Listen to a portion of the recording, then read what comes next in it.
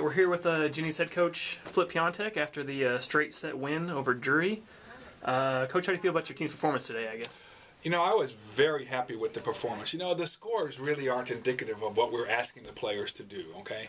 And in the meeting beforehand, it was very unfortunate that last weekend, Drury's best player, number 5, was injured in one of their matches last weekend. And so, in terms of a scouting report, normally we ask the players, we give a specific report and go through each of the rotations and say this is the key player in this one, we need to serve this particular player.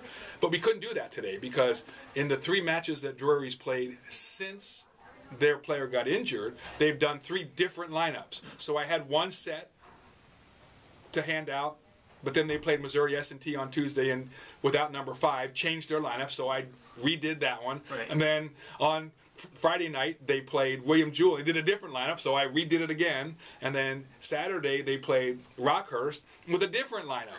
And so really what we did was try to prepare for the individual players rather than the team, which is not what we normally would do.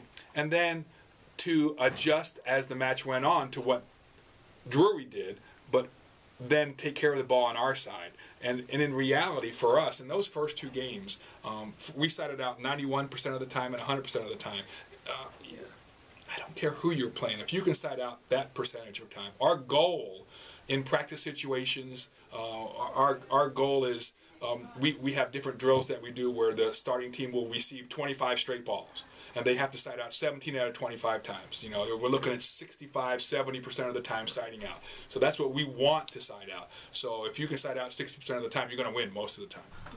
Siding out 90 and 100, I don't care who you play, you can't lose. So our players did a terrific job taking care of the ball on our side and then adjusting to the different things that Drury tried. And I was very surprised with Drury. They did a very nice job. The offense that I looked at on tape was different than what they ran, but they adjusted to what we were giving them, and they did a great job, and our kids adjusted back. So I was very happy with how we played.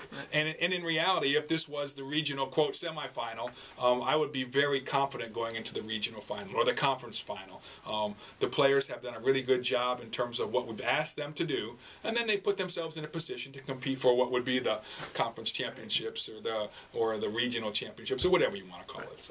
So yeah, coming off the 2 wins this weekend, and you got SBU in a conference match on Thursday. How are the players feeling as far as conditioning? I mean, they're a little worn down. Are you ready to go? Well, if it was a 3-day regional tournament, they would be expected to play tomorrow. So we're going to play a little bit on Monday.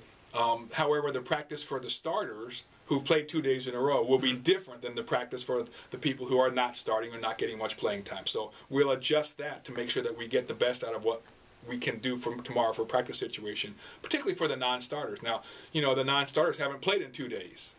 So to get them, make sure that they're pushing us in practice situations, tomorrow will be a much more difficult practice for the non-starters than the starters. So that's what we would normally do. We will try to go back in the weight room and do a little bit of cardio conditioning on Wednesday. We don't play till Friday, but we only have 1 match this weekend. So getting in the weight room on I hate to go a week without getting back in the weight room and doing a little conditioning and cardio stuff.